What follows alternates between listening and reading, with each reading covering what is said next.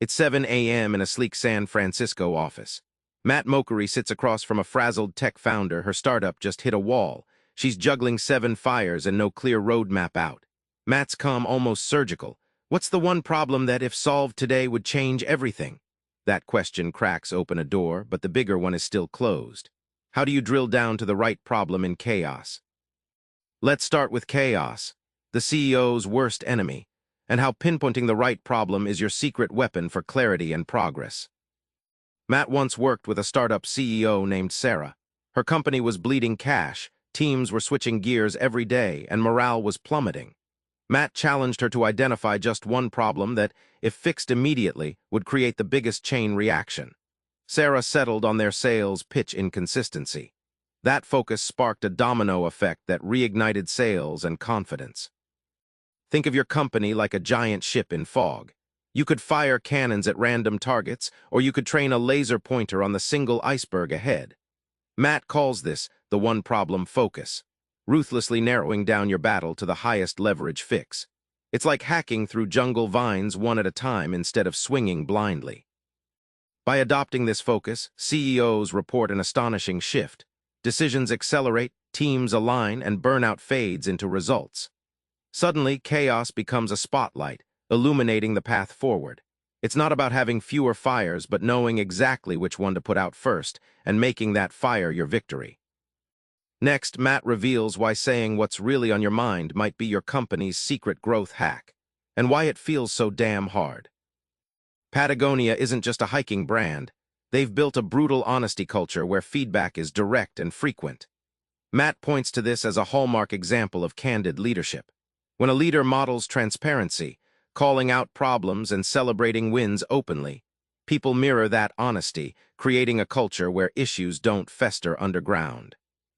Matt likens a transparent feedback loop to radar on a warship. Constant signals ping the environment, allowing you to spot hidden threats and opportunities early. In business, this means setting up systems where feedback isn't a dreaded quarterly event but a daily pulse, quick, clear, and action-oriented. Companies that nail radical transparency don't just survive growth pains, they harness them. Tension becomes less about personalities and more about ideas clashing and evolving. The payoff? A team that debates fiercely but aligns tightly, and a CEO who can finally trust what's really going on. Finally, Matt tackles one of Silicon Valley's silent killers, accountability slipping through the cracks, and how to build ironclad systems that lock it in. At a fast-scaling startup in Palo Alto, Matt noticed weekly meetings were a grind, confusing, time-consuming, and pointless. He introduced a simple bulletproof agenda, starting with every person naming their one big priority and ending with clear next steps. Within weeks, meetings went from dreaded to driving forward real progress. Matt compares accountability to domino setup. Every tile's position matters. When ownership is unclear, the dominoes fall randomly or not at all.